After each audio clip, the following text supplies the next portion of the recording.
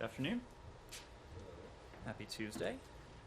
One item at the top, and then look forward to taking your questions.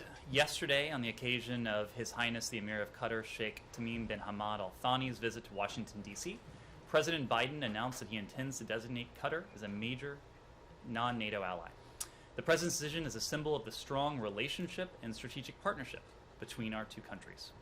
Qatar served as the first and primary transit destination for over 60,000 evacuees from Afghanistan, including U.S. citizens, lawful permanent residents, special immigrant visa applicants, and our Afghan partners last August, and it continues to act as our protecting power in Afghanistan.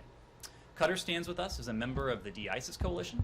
It's a member of the Riyadh-based Terrorist Financing Targeting Center, and has actively participated in 5 rounds of multilateral sanctions designations against major U.S. and UN-designated terrorist organizations.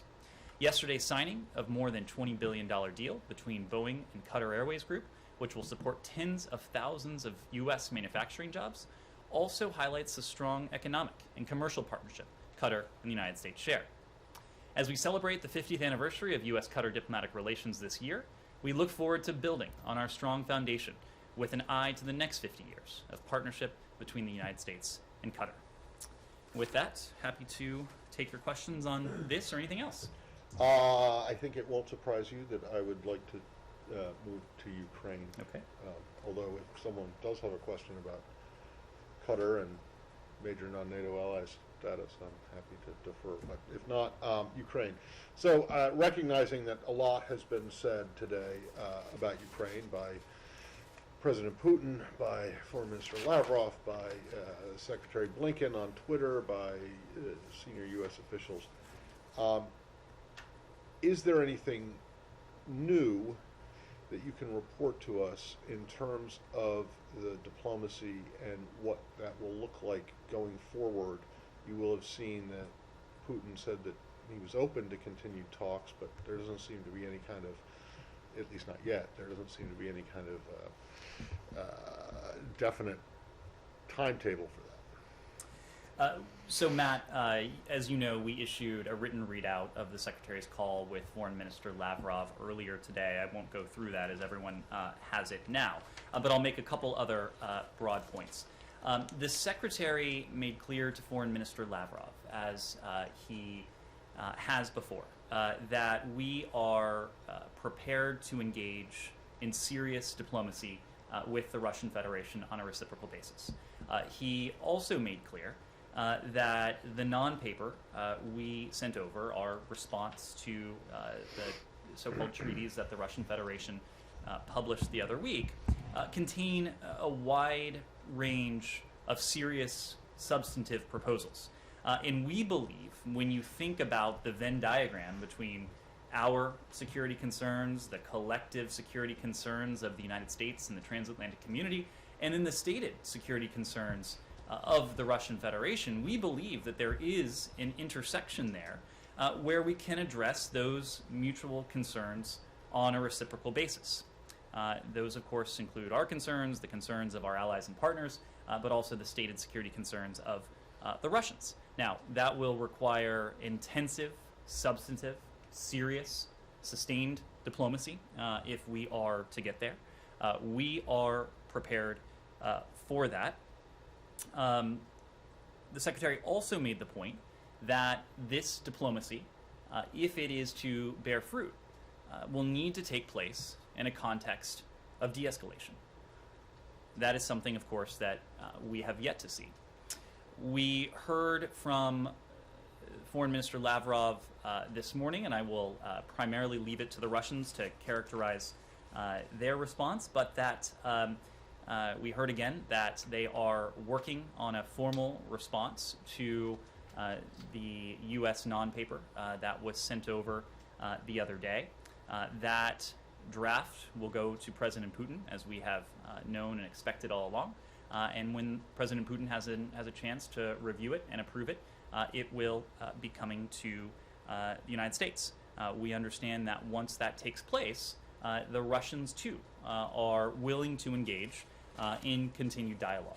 As to what form, as to the timing, that will depend on the receipt of the Russian response to our response. So you keep talking about this Venn diagram and the overlapping areas, but the thing is that President Putin said today that you guys have ignored their main requests, and that's not exactly true. You guys haven't ignored them, you've just flat out rejected them and told them that they're non-starters and you're not going to, so you're well aware of what they are, and you're not ignoring them, you're just saying, no, we're not going to go there. So I'm just wondering if,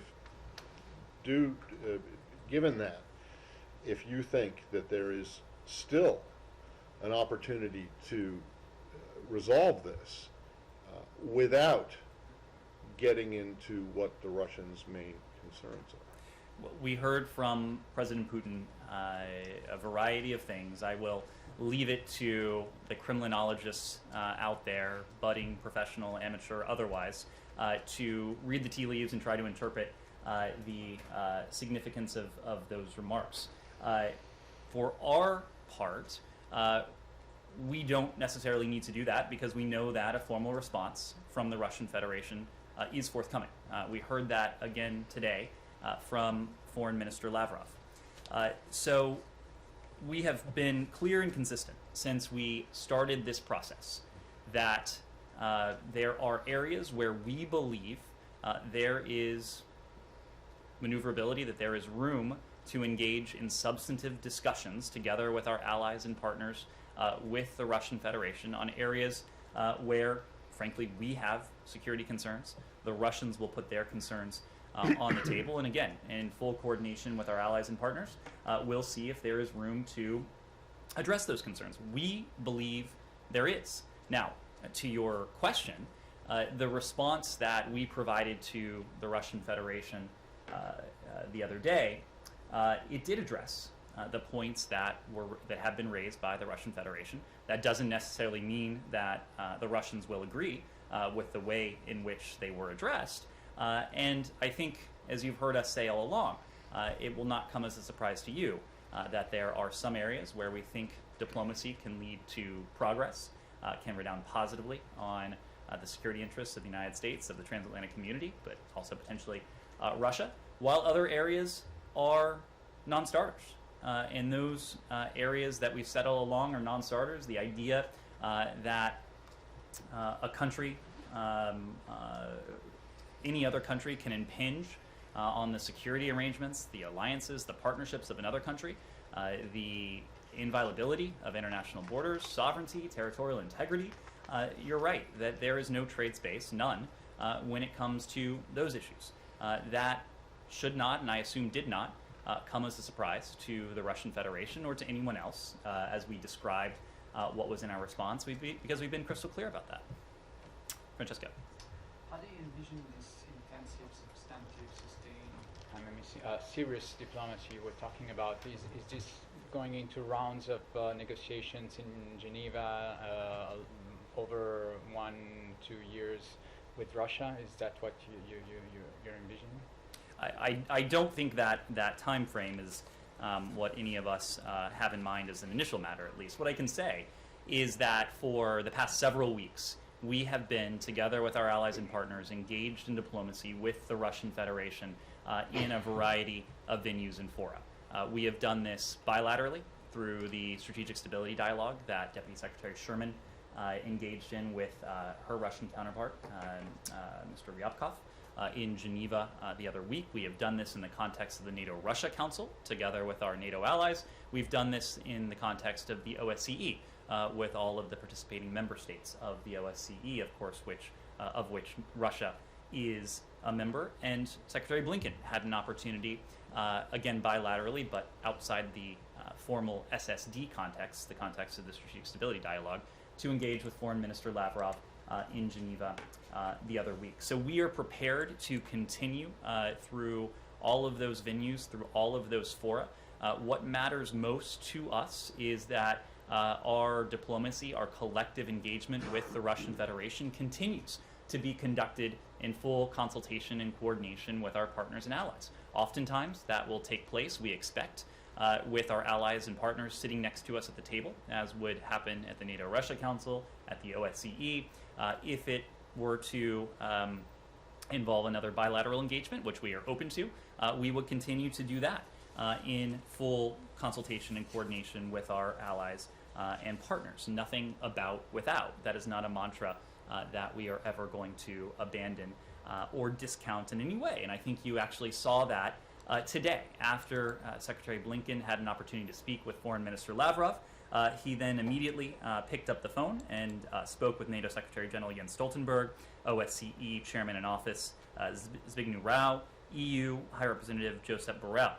The Secretary thought it was important to engage them immediately on his discussion with Foreign Minister Lavrov. They had an opportunity to discuss that engagement. They also had an opportunity to discuss our approach to the Russian Federation going forward, both in terms of diplomacy and dialogue, which remains our preferred course, but the alternative course that we are continuing to pursue, the course of defense and deterrence. Are you in any way more confident today after hearing from Foreign Minister Lavrov, after hearing President Putin at his press conference, that an aggression against Ukraine can be avoided by diplomacy? I'd make a couple points. One, this is not about optimism. This is not about pessimism. This is about a clear-eyed approach to what to us and what to our allies and partners is a clear threat to international peace and security. So these emotions, these orientations, one way or another, to us, it is about the stakes of this, and the stakes for us are very clear. Number two, again, we are just not going to be in the business of parsing, certainly not publicly, statements we hear from senior Russian officials, because we understand again today that we'll be in receipt of a formal response that has been approved by President Putin that presumably will detail precisely and in specific language where the Russian Federation stands. Andrea. Thank you, Nick. Is there, speaking of time frames, is there a time frame beyond which, if you don't see any signs of de-escalation, there could be a number of steps? There's pressure from the Senate, in fact, for sanctions before any kind of kinetic action. Could the U.S., is there some limit to how long you can have 130,000 plus troops and other military equipment, missiles in Belarus? And if I may just say something also on a point of personal privilege. I don't know what else has been said in this room, but I just want to say that a remark on the passing of a real pioneer, one of your predecessors, Phyllis Oakley, who was just such an inspiration to women in this building and to the reporters who cover this building, because of the written and, most importantly, the unwritten rules of gender discrimination in the Foreign Service. And she really persevered and broke through, so she was a great standard bearer. Among other titles, she was an Assistant Secretary of State. She was also a Deputy Spokesperson and spent some time speaking to your predecessors as well. So she is someone who has really left her mark on this institution. You saw that the department issued condolences to her family, and to her loved ones, and noted the legacy she leaves behind, a legacy that was integral to doing what was long overdue, ensuring that women were fully engaged, able to be fully engaged in this work, and that married women had the same rights as their male counterparts. So we do know her passing, and appreciate you raising that. In terms of the time frame, our goal here is to forestall, is to prevent, is to deter a further Russian invasion of Ukraine. So only the Russian Federation can determine how long this goes on for. We are ready either way. We are ready if the Russians are willing to continue down the path of diplomacy and dialogue in good faith. Again, knowing that this is a process that, if it is to be effective, has to take place in the context of de-escalation. We are equally ready, however, if the Russians determine that they are set on the path of further and renewed aggression. This is a path that we've been walking simultaneously as we have an outstretched hand for diplomacy and dialogue. This is the path we've been walking simultaneously with our partners and allies. We've spent some time in recent days speaking to the long track record we have when it comes to this deepening sense of concern that has developed over almost 3 months now. It was in November, early November, if I recall, where we first started talking about this publicly. We have started to engage allies and partners late last year as the intelligence and information emerged of the Russian military buildup along the Ukrainian border, as our own concerns grew based on information that was then private and has since been made public. So this is something we have been at for some time, but again, our goal is to forestall, to deter, to do everything we can to see to it that there is not renewed Russian aggression against Ukraine. But again, our charge is to be prepared with whatever course Vladimir Putin decides. Yeah, please. So what was the main achievement during this? Well, it was an opportunity. First, this was a moment that was agreed to by the two individuals in Geneva, coming out of the Secretary's meeting with Foreign Minister Lavrov in Geneva last month now. It was agreed that the two would have a follow-on conversation in the coming days. It was shortly after that engagement in Geneva where we submitted what we call our non-paper, the written response to the so-called Russian treaties. And that was done. The Russian Federation has now had that document for some time. We understand that they're studying it. We understand that Vladimir Putin has had an opportunity to, at least an opportunity to see it. And we know now that he will have an opportunity to approve the response that comes back from the Russian Federation. So the point was at least twofold. One, it was to confer on the road ahead, and we did come away with a clearer sense of what we can expect in the coming days or weeks, as however long it takes for the Russians to provide us with their response.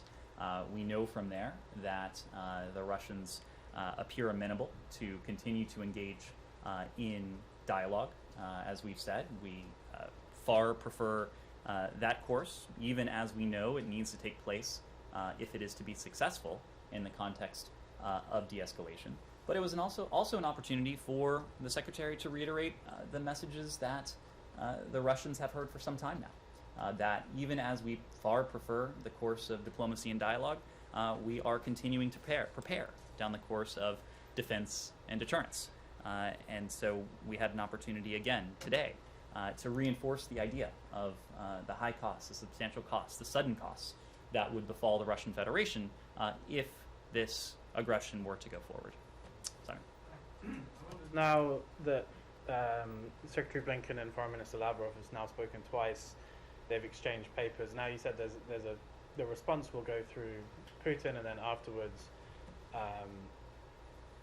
Blinken and Lavrov will speak again. I wonder, is it then time, because there doesn't seem to be anything changing in terms of both sides' position, is it then time for the two presidents to speak again after that response has come? Does it need to escalate to that level? It really depends on where we are. You've heard repeatedly from President Biden, I believe most recently during his press conference last month now, that he and we remain open and amenable to another leader-level engagement between President Biden and President Putin. They've had an opportunity to speak on the phone.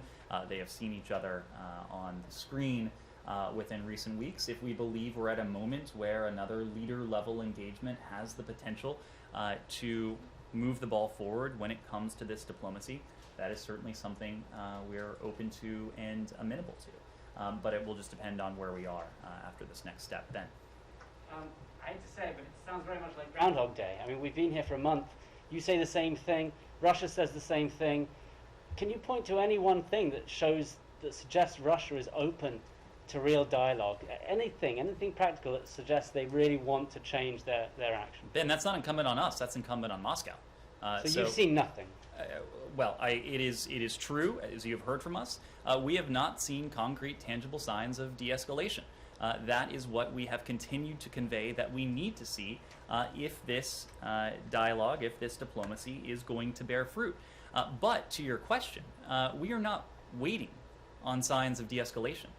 We are not sitting on our hands calling for de-escalation, and we are moving forward as quickly and resolutely as we can to proceed down this path of defense and deterrence. Again, this is about defensive steps that we are taking as an alliance, as a NATO alliance, defensive steps that we are taking to shore up the defenses of our partner Ukraine, steps that we are taking to deter a Russian invasion or renewed Russian aggression against Ukraine. Some of that is consistent with the defensive steps that we've taken. Some of that lies in the fact that we've been very clear, not only the United States, but our European allies and others, about the massive costs, economic, financial, and otherwise, that would befall the Russian Federation if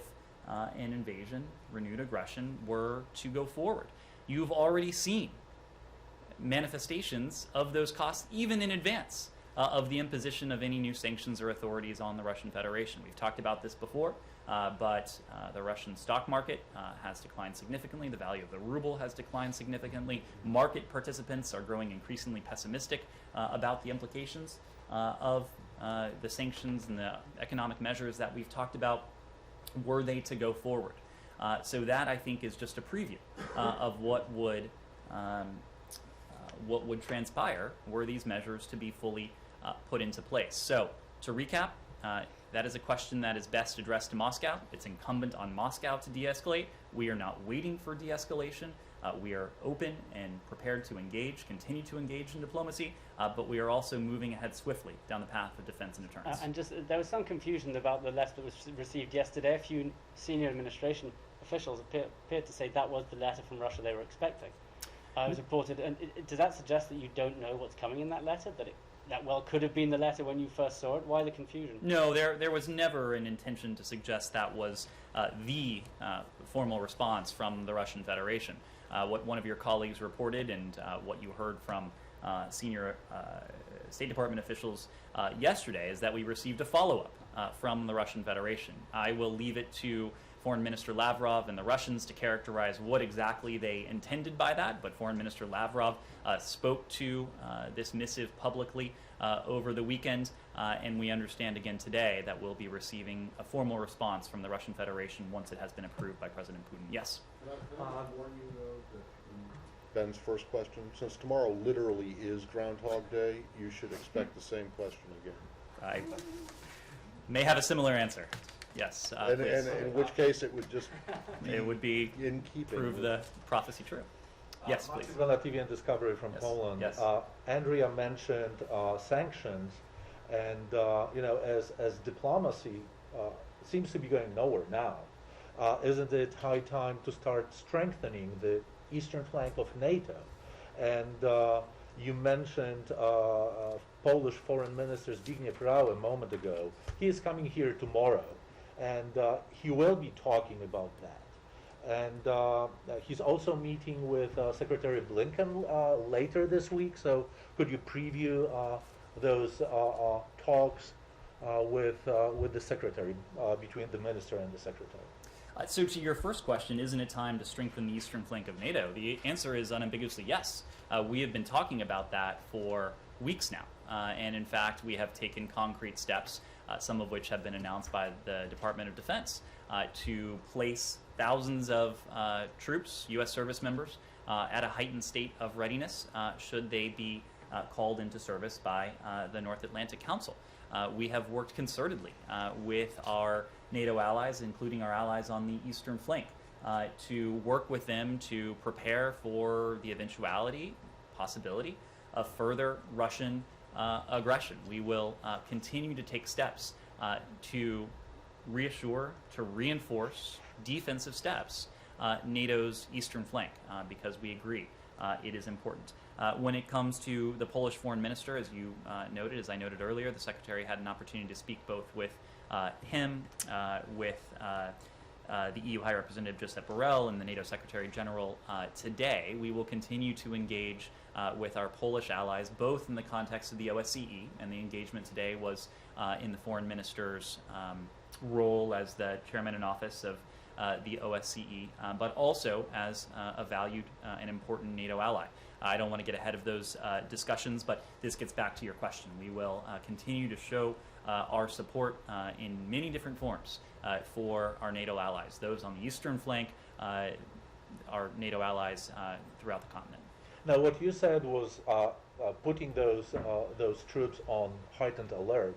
What about sending troops now to the eastern flank before any aggression that Russia may perpetrate? Well, I don't want to speak for the Department of Defense. I don't want to speak for the White House, but I will tell you that we are taking and are considering a number of steps that will reinforce the message of defense and deterrence. Some of that is with regard to the unprecedented levels of defensive security assistance that we provided to our Ukrainian partners. Some of that is in the authorization, the expedited authorization that we provided to our NATO allies, including our Baltic allies, to provide U.S. origin equipment to Ukraine. But again, we are taking steps in the vein of defense and deterrence, working closely with our allies on the eastern flank to reassure and to reinforce their own defenses. Yes. In terms of NATO and U.S.-European unity, do you find that Viktor Orban visit to Moscow and press conference with Putin is helpful in any way? Well, look, we know that a number of our counterparts around the world have engaged with the Russian Federation, some with Foreign Minister Lavrov, some with President Putin directly. We have consistently said that we support dialogue, we support diplomacy that is conducted as we have in full coordination and consultation with the alliance. That has been the North Star of our engagement with the Russians when our allies are not sitting next to us physically at the table. Nothing about Europe without Europe, nothing about Ukraine without Ukraine. So any dialogue, any diplomacy that is conducted in a similar vein is something that we would support, especially if it's something that has the potential to produce tangible signs of de-escalation. Was it the case for the Hungarian Prime Minister? I will leave it to our Hungarian allies to characterize their engagement with the Russian Federation. Courtney. Thanks. Just another follow-up on Andrea's question earlier. I mean, about the deadline for de-escalation, rather. I mean, you've referred to economic and other penalties in the event of further and renewed aggression. But does that mean that the status quo can endure indefinitely as you continue hoping for a diplomatic breakthrough? I don't think anyone wants to see the status quo endure indefinitely. And I say that because this massive Russian buildup along the border with Ukraine, the dispatch of troops into what should be sovereign, independent territory of Belarus, all of this heightens tensions. All of this increases the possibility of, whether by accident, whether by miscalculation, whether by the fabrication of pretext, that this buildup gives way to conflict. That is certainly not something we want to see happen. So no one is happy about the current situation. No one wants to see this buildup remain as it is for any longer than is necessary. That's why we've continued to call for de-escalation, and why we have continued to call for tangible signs of de-escalation. Let me move back to Peter. Yeah, I wanted to actually to follow up on that same point. I mean, because all of this seems to put the US in a very kind of reactive position where there's a risk of State Department priorities being set by Vladimir Putin, is there a point at which this diplomatic process, taking up so much of the secretary's time, so much of other senior officials' time, and ultimately surely detracting from efforts to pivot to Asia and focus on competition with China, is there a point at which this just needs to end? We're a large country. We're a large department. Not to use once more an overused metaphor, but we can walk and chew gum at the same time. In recent days alone, you've seen the president, you've seen the secretary engage with the Emir of Qatar. You're seeing him today with his Cypriot counterpart. You're seeing us engage on any number of challenges and opportunities in the region. So it is not the case that even as we are intently focused on a challenge, even something we might call a crisis like this, that it crowds out our ability to focus on the other challenges, the other opportunities that faces the United States. So there's no time limit? Again, we do not want to see this escalation of tensions last any longer than is necessary. We are calling for immediate de-escalation. That is what we want to see happen. Yes? Were you able to achieve an agreement with Qatar regarding providing Europe with gas in case of the crisis? This is something, when we talk about the contingency planning that we do, not necessarily in the vein of defense and deterrence, but in the vein of prudent planning that we've discussed with a number of energy-producing countries around the world. We know that the strength, we know that the severity, we know that the suddenness of the measures that we are prepared to put in place on the Russian Federation could have impacts well beyond Russia, including in terms of energy supplies. And so that's why we have had regular, frequent, substantive conversations with countries around the world on how we might mitigate some of those impacts, and we certainly believe we'll be in a position to do so. Amnesty came out with this report accusing Israel of imposing apartheid on the Palestinians with policies of segregation, dispossession, and exclusion that amount to crimes against humanity. What's the U.S. government's response to that? Do you agree with the conclusions of this report, and do you share those concerns about the situation there in Israel? Well, Simon, you know that as a general matter, we don't offer public comprehensive evaluations of reports by outside groups. We have our own rigorous standards and processes for making determinations on potential human rights abuses, for documenting what we see take place around the world, including on an annual basis in the Human Rights Report. What I will say, however, is that we reject the view that Israel's actions constitute apartheid. The department's own reports have never used such terminology.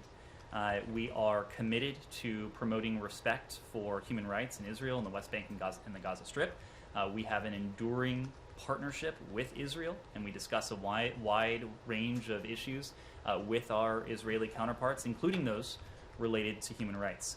We support the efforts of the Israeli government, of the Palestinian Authority, alongside human rights activists, to ensure accountability for human rights violations and abuses. And we continue to emphasize to Israel and to the Palestinian Authority the need to refrain, as you've heard us say repeatedly, from unilateral actions that exacerbate tensions. This includes the annexation of territory, settlement activity, demolitions, incitement of violence, and the providing of compensations for individuals imprisoned for acts of terrorism.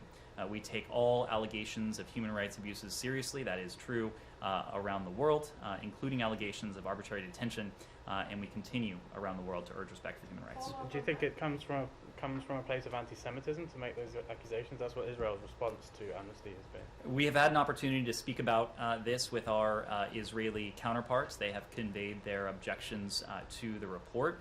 As we've noted, we don't offer our own public comprehensive evaluations of reports, but we certainly reject the label that has been attached to this. When speaking about Israel, one other point here, we think that it is important, as the world's only Jewish state, that the Jewish people must not be denied their right to self-determination, and we must ensure there isn't a double standard being applied. Ned, it may be true that you don't offer public comprehensive evaluations of outside reports, but you certainly cite them quite a bit in your own human rights report. And I went back and looked, and in terms of just the last human rights report cited Amnesty International on Ethiopia, on Cuba, on China and Xinjiang, on Iran, on Burma, on Syria, on Cuba, and those references are endorsements of what this group, Amnesty, and then other groups as well that are cited as well, have found.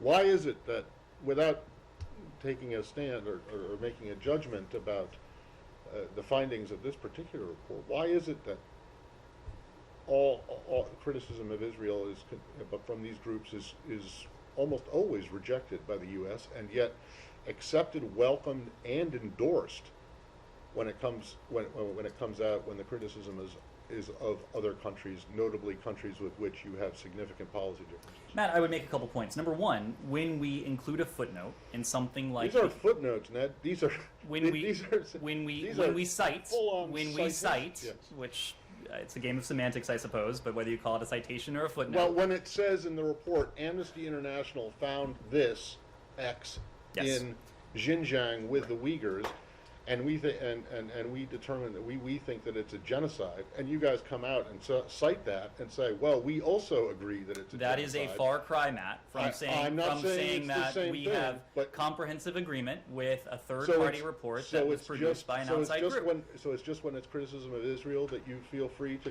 disagree? Where have you ever disagreed with an Amnesty report or a human rights report on a country such as Iran? This is not, Matt. China? This is not about any outside group. This is about our vehement disagreement with a certain finding in a report by an outside group. Okay. There are plenty of times where we cite, as you said, outside groups in our own reports. We cite the facts that they have uncovered, that they have put forward. But I don't think you're going to find any citation in any State Department document. And I don't think I'll regret saying this, that says the department agrees on a comprehensive basis with absolutely everything that's in this report. Barbara. Is it the department's view that human rights abuses resulting from occupation are discrete events rather than resulting from discriminatory policies or discriminatory systems that are backed up by law? Barbara, we document this comprehensively in our own human rights reports.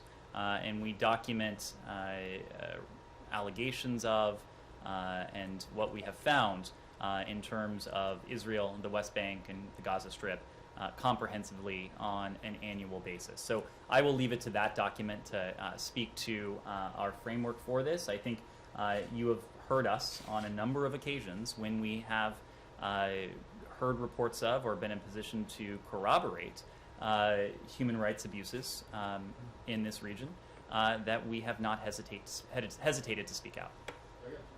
Sure. One is, you may have seen that the Israeli military today said it was censuring or reprimanding several soldiers for their role in the death of, or leading to the death of a Palestinian American.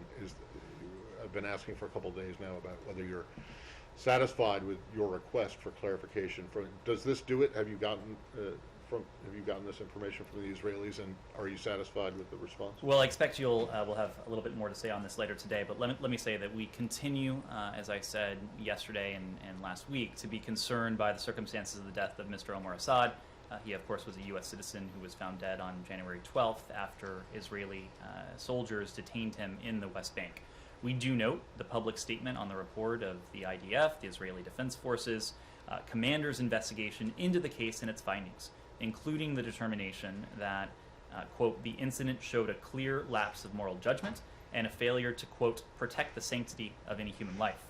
The IDF public summary of the investigation further states that the disciplinary action is being taken against the commander of the Netzach Yehuda battalion and other officers responsible for the unit involved in the incident, and that the Military Police Criminal Investigation Division investigation of the case is ongoing. We expect a thorough criminal investigation and full accountability in this case, and we welcome receiving additional information on these efforts as soon as possible.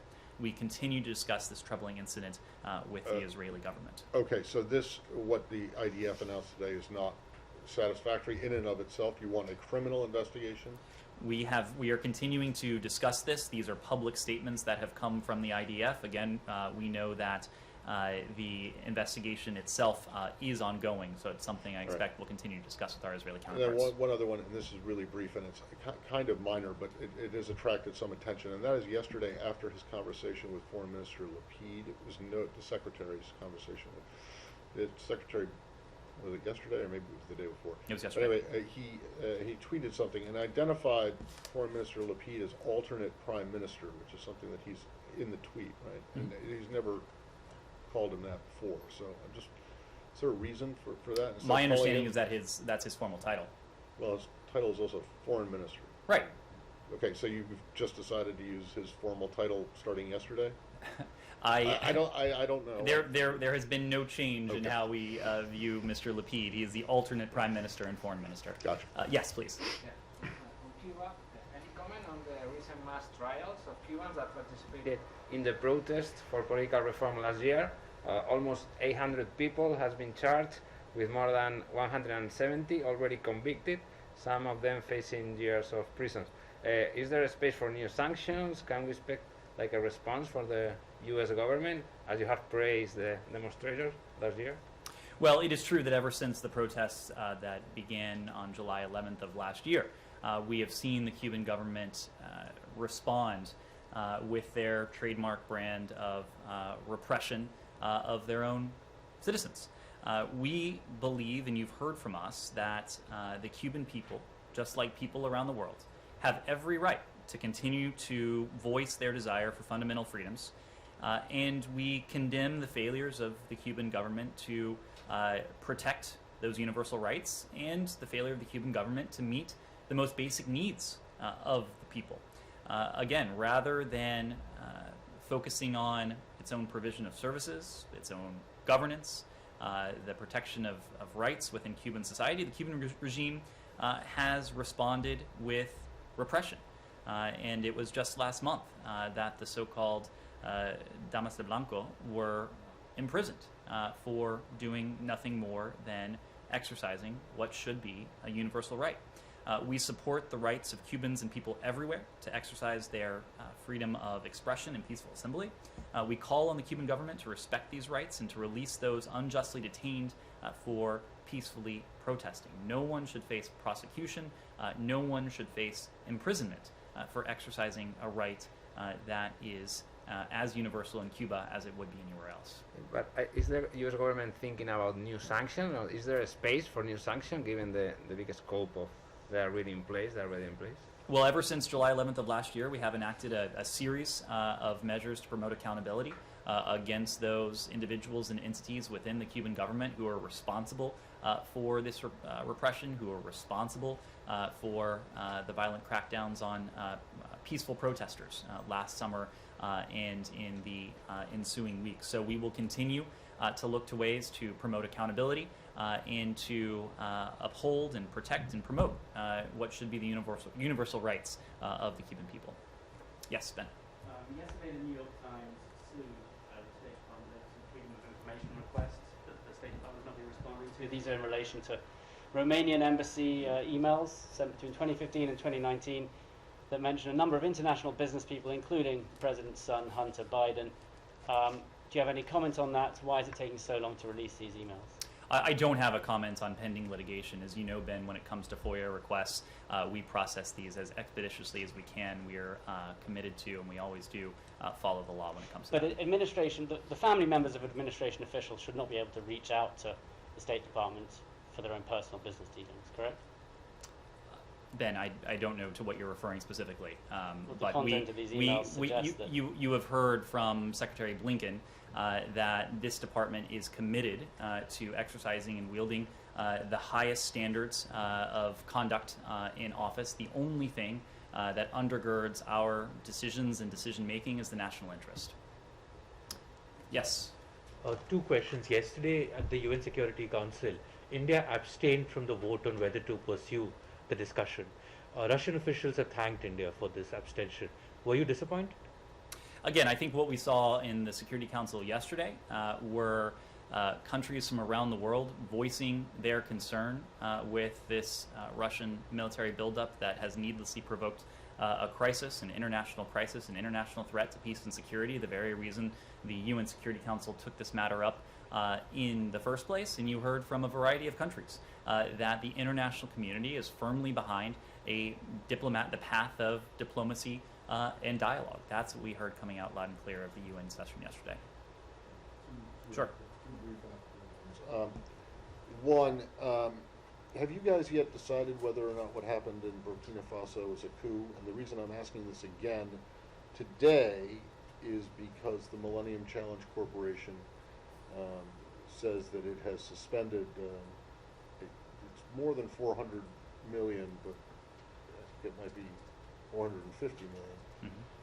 But anyway, they've suspended a big chunk of their program to Burkina Faso. So has the State Department made a determination on this? So we are evaluating the impact of what we've seen transpire in Burkina Faso in recent days on our engagement with the country. It's too soon for us to get into specifics in great detail, but we've called for restraint by all actors as we carefully review the events on the ground for potential impact on our assistance. What I can say now is that we have paused most assistance for the government of Burkina Faso as we continue to monitor the situation. Well, can you be a little bit more specific about that? I can't. When you say most, what does that mean? Most means most. It means the majority. I can come up with other synonyms, but no, I'm not looking for a synonym for most. I'm looking for like a number. And what exactly is it? I'm just not in a position to. FMF? I'm not in a position to do that today, but we're continuing to evaluate what's transpired and the appropriate impact on our assistance. So do you have less high standards or stringent standards than the Millennium Challenge Corporation does? We have our own standards, and we have a standard. Well, your standard is set by law, actually, so it's not really your standard; it's Congress's standard, right? It is. You are not incorrect, but yes, it is a standard that we hew to. And so that standard has not yet been met. Matt, it is a standard against which we are evaluating what has transpired. So when if we are in a position to offer an evaluation against the standard, we will let you know. And then, do you know? You've seen probably reports about what's happening in Guinea-Bissau. Yes. Do you have anything to say about that? We're monitoring those reports closely. They just began to emerge several hours ago, so we are continuing to watch closely. Yes? To remain in the region, what do you make of the huge differences appearing every day between Mali, the government, the junta in Mali, and France and Europe? And do you fear this could be a real blow to the counter-terrorism operations in the region, in the Sahel? Well, as you know, our French allies are indispensable partners in the counterterrorism effort, whether it is in the region or beyond, but certainly in the region. When it comes to what we have seen transpired between the government of Mali and our French allies, I would refer to them for any comment. Thank you all very much.